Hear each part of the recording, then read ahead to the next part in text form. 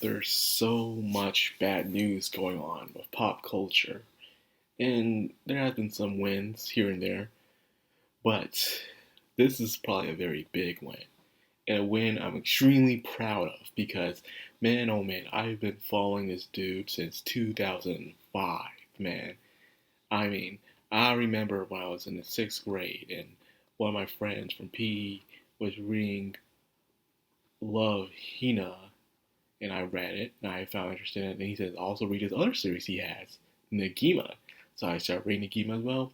The Love Hina was good. I read it just to get through it because as admiration. But Negima is where I truly found the love for Ken Akumasu's work. And then when I finished Negima, I wish he did wait for his next work. Then he did UQ Holder, and now this. The dude has been considered in high praise among mangaka creators around the world for being one of the godfathers of harem creation. So he's pretty big up there, my boy Ken Akumasu. And he's been diving into the politics section, mainly the freedom of expression in a way. And he's been staying on both facts between copyright situations and also the fear of um, foreigner influence, I would say.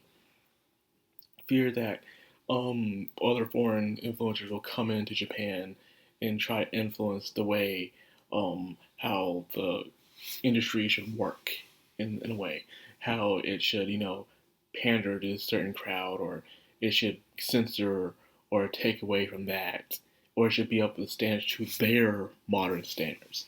In a way, I will call them colonizers in a way. They're freaking colonizers. They're just less violent.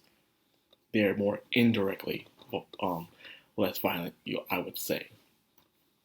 So this dude, after finishing UQ Holder, said he is running for a seat in Japan's office of government in order to help protect the creative freedoms of Japan manga creators, animation creators, etc.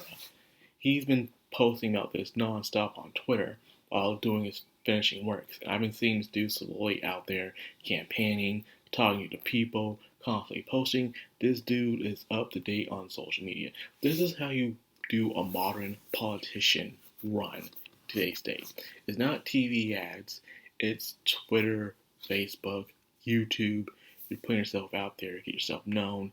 And the best part is that he's already famous. So that alone already helped him. So pretty much Ken Akamatsu, he's always been doing amazing works from Love Hina to Negima to UQ Holder. Love Hina was more of a harem fantasy way kind of thing. And then his magnum opus, in my opinion, was Negima, where he wanted to get away a bit from the harem situation and put more into shonen. Because you can slowly see Negima turn into a shonen as you read it, and then you read UQ Holder, and then UQ Holder was shonen to a seinen for some of its very extreme scenes that you would see into it. So it changes throughout time.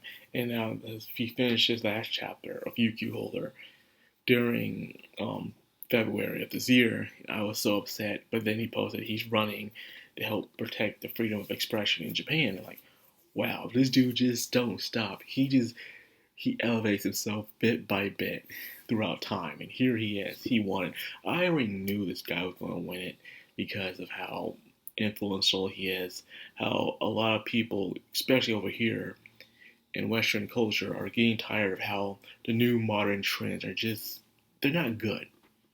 They're unoriginal, uncreative, repetitive, boring. They're really shoved in your face. And if you even dare criticize it, you're deemed as a bad person, even though you just want originality back. That's what I actually want, is originality, instead of taking other creations of IPs and then you just take your own creative vision onto it, and it just sucks. And even people who don't see it the way I see it will sometimes look at it and say, "Yeah, this is pretty bad." And then you can see sometimes, mainly on Twitter, how the Western influence would try to attack the Eastern influence.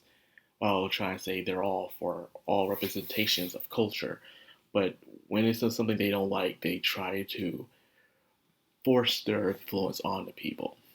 So, anyways, the dude won. He won so easily, and even after his win, of course, you'll see some people still complain about it. Some, but it's very, very few. But majority of people are happy about it because let's face it, um, Eastern culture, when it comes to pop culture, is the last bastion of free speech, of original creative ideas. And don't get me wrong, some stuff is repetitive there, especially if you look at anime and stuff. There's a lot of copycats out there. But nonetheless, it really is the last bastion of free speech when it comes to creativity. And it seems like the Western influence has been trying years to crack into it, to influence, to control it, but I don't think it's going to happen. They've been trying and trying. A lot of manga creators came out saying that they are aware of the influence um, that the foreigners want, but their main priority is to please their own country's fans, which I say is good. That's what you should be doing. Please the customers that you do have, the core audience, the ones that make your bread and butter, the ones that put food on your table. You know, I've been watching pop culture for years now. I've witnessed how it just declined when it comes to the business aspect of it.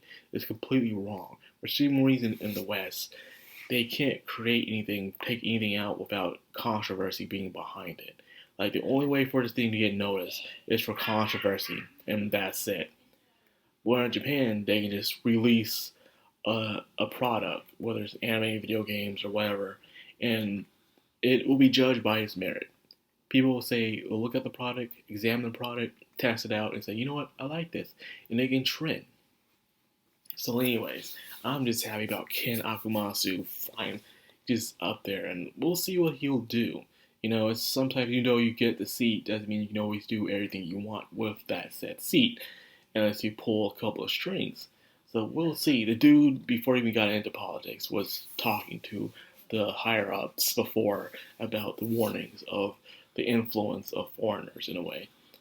And some people may think it's bad, but I think it's necessary because let's face it, man, I really don't look forward to anything else from American entertainment anymore. Barely.